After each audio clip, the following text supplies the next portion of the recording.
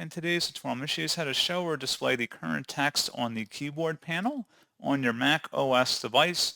So this should hopefully be a pretty straightforward process, guys. And without further ado, let's go ahead and jump straight into it. So all I have to do is select the Apple icon up in your menu bar and then select System Settings. On the left panel, select Accessibility. And then on the right side, scrolling down underneath Motor, select where it says Switch Control. And there should be an item that says show current text in keyboard panel. Toggle that to the right to enable, and that's what you have to do.